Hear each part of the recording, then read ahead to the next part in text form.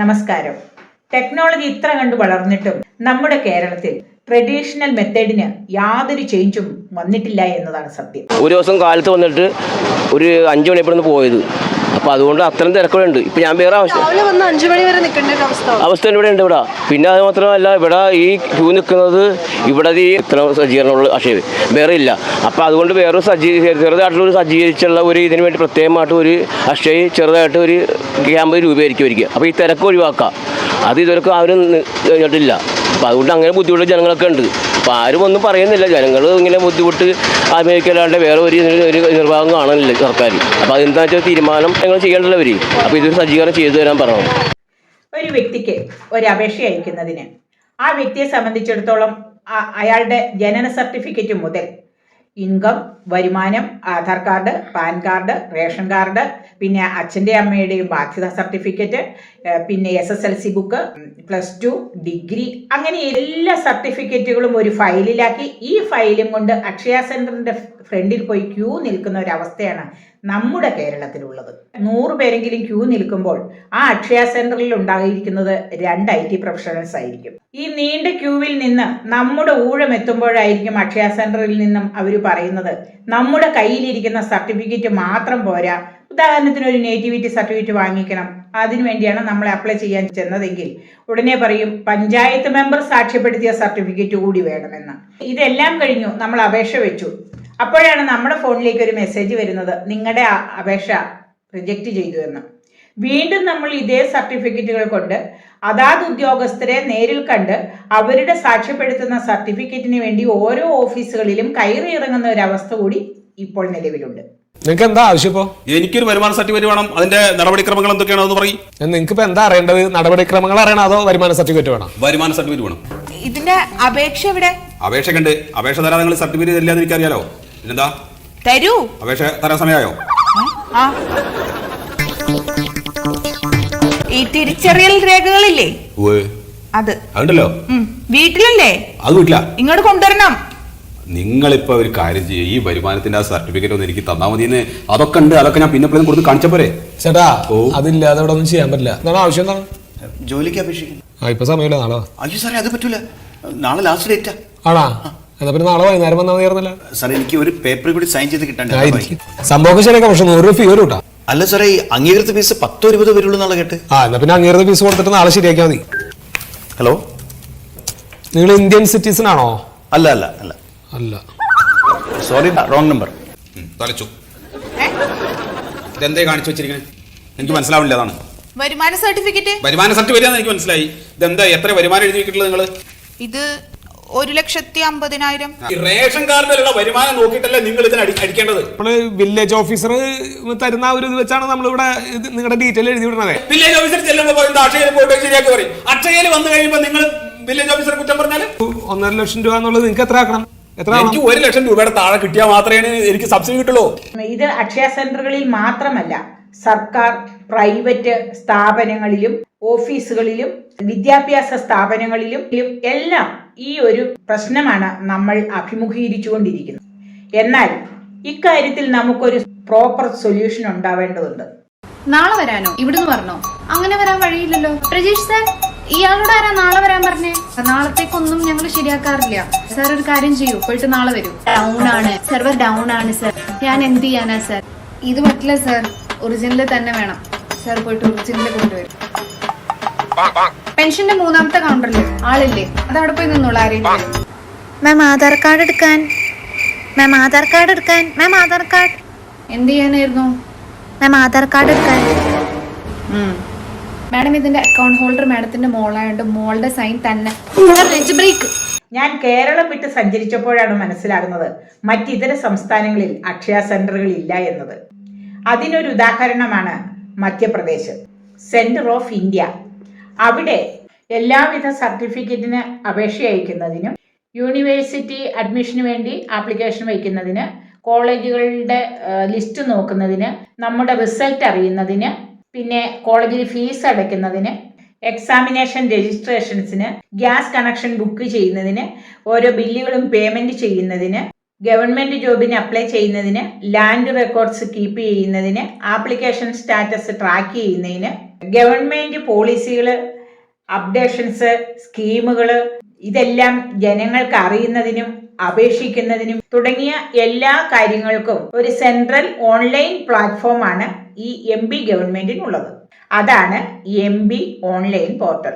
Classify ചെയ്തു പറയുകയാണെങ്കിൽ government service, examination service, payment services, education service, agriculture services, digital certificates and documents, utility services, health care service, business and commerce service, housing and infrastructure services, governance services, tourism service, state citizen identification system അനുസരിച്ച് ഒരു കുട്ടി ആധാർ കാർഡുമായി ഈ online പോർട്ടലിൽ register ചെയ്യുമ്പോൾ ആ കുട്ടിക്ക് unique ID കിട്ടും. ഇങ്ങനെ MB ഓൺലൈൻ പോർട്ടൽ വഴി എല്ലാ വ്യക്തികൾക്കും ഓരോ യൂണിക് ID ഉണ്ട്. ഞാൻ മുൻപേ പറഞ്ഞിട്ടുള്ള എല്ലാ സർവീസുകൾക്കും ഈ യൂണിക് ID വെച്ചുകൊണ്ടാണ് പിന്നീട് അപേക്ഷ അയക്കുന്നത്, ബില്ല് പേയ്മെന്റ് ചെയ്യുന്നത്. വിദ്യാഭ്യാസ സ്ഥാപനങ്ങളിലാണേലും അവരുടെ മാർക്ക് ലിസ്റ്റ് അറിയുന്നതിന് പോലും ഈ യൂണിക് ID വെച്ചുകൊണ്ട് ഈ ഓൺലൈൻ പോർട്ടലിൽ ഇതെല്ലാം നമുക്ക് സെർച്ച് ചെയ്യാൻ പറ്റും.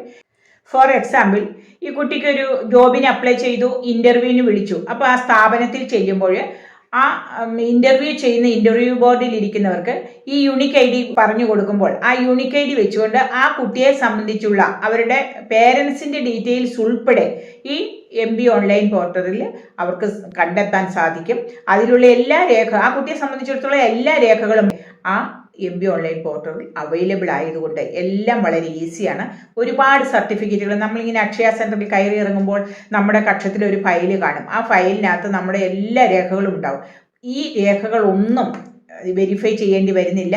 ഈ ഇന്റർവ്യൂ ബോർഡിൽ എത്തുമ്പോൾ അവർക്ക് തന്നെ, അതായത് യൂണിവേഴ്സിറ്റി ഇന്റർവ്യൂ ബോർഡിലാണെങ്കിലും ഇവർക്ക് ഈ യൂണിക് ID വെച്ചുകൊണ്ട് എല്ലാ ഡീറ്റെയിൽസും അറിയാൻ കഴിയുന്നു എന്നുള്ളതാണ്. അപ്പം നമ്മൾ ഒരുപാട് ഫയൽ നമ്മൾ ചുമന്നുകൊണ്ട് നടക്കുന്ന പോലെ മറ്റിതര സംസ്ഥാനങ്ങളിലെ വിദ്യാർത്ഥികൾക്ക് ഇങ്ങനെ ഒരുപാട് സർട്ടിഫിക്കറ്റുകളുമായി അലഞ്ഞു തിരിയേണ്ടി വരുന്നില്ല.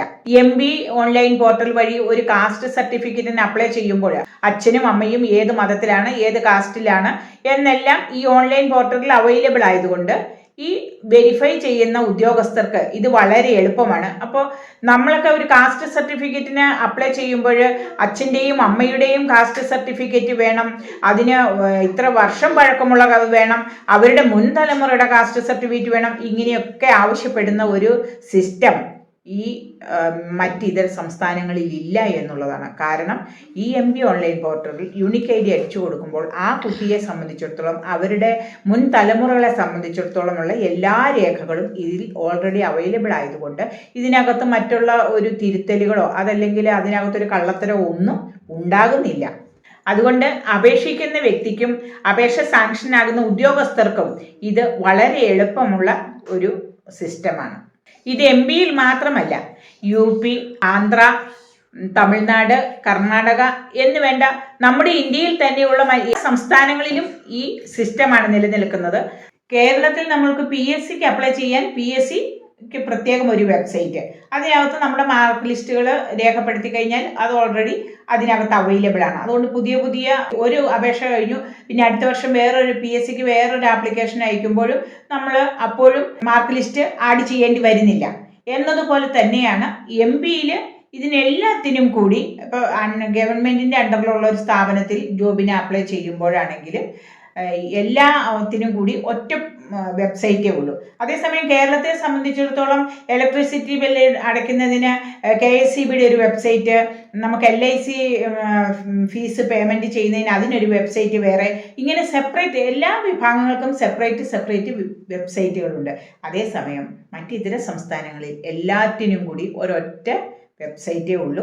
ഈ ഓൺലൈൻ പോർട്ടൽ വഴി അപേക്ഷ അയക്കാനൊന്നും അറിയത്തില്ലാത്ത നിരക്ഷരരായിട്ടുള്ള ആളുകളുണ്ടെങ്കിൽ അവർക്ക് വേണ്ടി അപേക്ഷ അയക്കുന്നതിന് വേണ്ടി പ്രത്യേകം ഓഫീസുകൾ ഗവൺമെൻറ് പല ടൗണുകളിലും തുറന്നു വയ്ക്കുന്നുണ്ട്.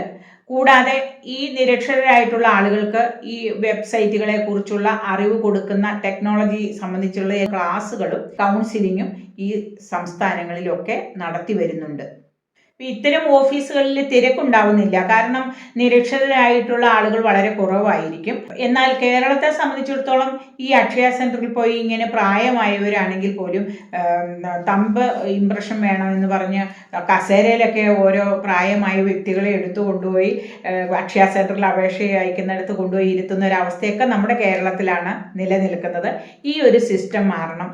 നമുക്കും ഇങ്ങനെ കേരളത്തിൽ വളരെ എളുപ്പത്തിൽ എല്ലാ സർട്ടിഫിക്കറ്റുകൾക്കും അപ്ലൈ ചെയ്യുന്നതിനും അതുപോലെ തന്നെ ജോബിന് അപ്ലൈ ചെയ്യുന്നതിന് മറ്റ് യൂണിവേഴ്സിറ്റി കുട്ടികളുടെ വിദ്യാഭ്യാസം സംബന്ധിച്ചുള്ള അപേക്ഷകൾ അയക്കുന്നതിന് എല്ലാം വളരെ എളുപ്പത്തിൽ കാര്യങ്ങൾ നമ്മുടെ വീട്ടിലിരുന്നു കൊണ്ട് തന്നെ ചെയ്യാവുന്ന രീതിയിലുള്ള ഒരു കേരള ഓൺലൈൻ പോർട്ടൽ നമ്മുടെ കേരളത്തിൽ വന്നാൽ വളരെ നല്ല കാര്യമായിരിക്കില്ലേ? നമുക്കതുകൊണ്ട് വളരെയധികം ധനലാഭം, സമയലാഭം ഒക്കെ ഉണ്ടാവും. മാത്രവുമല്ല, നമ്മൾ ഈ സർട്ടിഫിക്കറ്റുകളെല്ലാം ഈ അക്ഷയ സെൻ്ററുകളിലും കഫേയിലും ഒക്കെ കയറി ഇറങ്ങുമ്പോൾ ഒരു ഒട്ടനവധി സർട്ടിഫിക്കറ്റുകൾ നമ്മുടെ കക്ഷത്തിൽ കാണും. അപ്പോൾ ഇതുമായിട്ട് ഇങ്ങനെ ചെല്ലുമ്പോൾ നമ്മൾ ഈ സർട്ടിഫിക്കറ്റുകളെല്ലാം അക്ഷയ സെൻ്ററിൽ അവിടെ ഇരിക്കുന്ന ആളുകളുടെ കയ്യിലേക്ക് കൊടുക്കുന്നു. പല സർട്ടിഫിക്കറ്റുകളും ചിലപ്പോൾ നമുക്ക് ആ തിരക്കിനിടയിൽ ഇങ്ങോട്ട് തിരിച്ചു കിട്ടിയെന്ന് വരില്ല. അപ്പം നമുക്ക് അവിടെ വെച്ച് തന്നെ പല സർട്ടിഫിക്കറ്റുകളും മിസ്സിങ് ആകാൻ സാധ്യതയുണ്ട്. ഇതെല്ലാം ഒഴിവാക്കാൻ നമുക്ക് സാധിക്കും. ഇപ്പം നമ്മുടെ കയ്യിൽ നിന്ന് ഒരു സർട്ടിഫിക്കറ്റ് നഷ്ടപ്പെട്ടു പോയാൽ തന്നെ നമ്മുടെ ഓൺലൈൻ പോർട്ടലിൽ ഈ ഓൾറെഡി ഈ സർട്ടിഫിക്കറ്റുകളെല്ലാം രജിസ്റ്റേർഡ് ആയതുകൊണ്ട് നമുക്കിത് ഡൗൺലോഡ് ചെയ്ത് എടുക്കാൻ എളുപ്പമുണ്ട്. നമുക്കിപ്പോൾ കേരളത്തെ സംബന്ധിച്ചിടത്തോളം ഒരു കുട്ടിയുടെ ഒരു SSLC ബുക്ക് അല്ലെങ്കിൽ ഒരു മാർക്ക് ലിസ്റ്റ് നഷ്ടപ്പെട്ടു പോയാൽ നമ്മൾ എന്ത് ചെയ്യും? യൂണിവേഴ്സിറ്റിക്ക് വീണ്ടും അപേക്ഷ അയക്കണം. അപേക്ഷ അയക്കുമ്പോൾ ഏതെങ്കിലും ഒരു അഡ്വക്കേറ്റിൻ്റെ സർട്ടിഫിക്കറ്റ് വേണം. അതിനുവേണ്ടി നമ്മൾ കോടതി കയറി ഇറങ്ങണം. അഡ്വക്കേറ്റിന് നല്ല ഫീസ് തന്നെ അവർ ഈടാക്കും. അപ്പോൾ ഇതെല്ലാം ഒഴിവാക്കാൻ സാധിക്കും. ഇപ്പോൾ ഒരു കുട്ടിയെ സംബന്ധിച്ചിടത്തോളം ആ കുട്ടിയുടെ SSLC മുതൽ മുന്നോട്ടുള്ള എല്ലാ വിദ്യാഭ്യാസ പരമായ സർട്ടിഫിക്കറ്റുകളും മാർക്ക് ലിസ്റ്റും എല്ലാം ഏകോപിപ്പിച്ചുകൊണ്ട് ഈ ഒരു വെബ്സൈറ്റിൽ രജിസ്റ്റർ ആകുന്നതോടുകൂടി ഒരു സർട്ടിഫിക്കറ്റ് മിസ്സിങ് ആകുന്നില്ല, ആ സർട്ടിഫിക്കറ്റിൽ ഒരു തിരുത്തൽ വരുന്നില്ല. ഈ ഒരു ഇൻ്റർവ്യൂവിന് ചെല്ലുമ്പോൾ ഈ സർട്ടിഫിക്കറ്റുകളെല്ലാം നമ്മൾ കൊണ്ടുപോകേണ്ടി വരുന്നില്ല, ഈ ഗസറ്റഡ് അറ്റസ്റ്റേഷൻ വേണ്ടി വരുന്നില്ല, സെൽഫ് അറ്റസ്റ്റേഷൻ വേണ്ടി വരുന്നില്ല. വെബ്സൈറ്റിൽ ഈ യൂണിക് ID വെച്ചുകൊണ്ട് ഇതെല്ലാം സെർച്ച് ചെയ്യാൻ പറ്റും. സർട്ടിഫിക്കറ്റുകളുമായി ഇങ്ങനെ കയറി ഇറങ്ങി നടക്കേണ്ടി വരുന്നില്ല എന്നുള്ളതാണ്. പ്രത്യേകിച്ച് എടുത്തു പറയേണ്ടത്, ഇതിലൊരു അഴിമതി വരുന്നില്ല. നല്ലൊരു നിയമം ഇതിലൂടെ സാധ്യമാകും. എല്ലാ ആളുകൾക്കും നീതി ലഭിക്കുകയും ചെയ്യും. മാത്രവുമല്ല, സമയലാഭം, ധനലാഭം അതെല്ലാം നമുക്കുണ്ടാകും. മറ്റിതര സംസ്ഥാനങ്ങളെ പോലെ ഈ കേരളത്തിൽ ഒരു യൂണിക് ഐഡന്റിഫിക്കേഷൻ സിസ്റ്റം ഉണ്ടാവുകയാണെങ്കിൽ എല്ലാവർക്കും ഇത് വളരെ ഉപകാരപ്രദമായിരിക്കും. ഇതാണ് എൻ്റെ അഭിപ്രായം. നിങ്ങളുടെ വിലയേറിയ അഭിപ്രായം രേഖപ്പെടുത്തുക.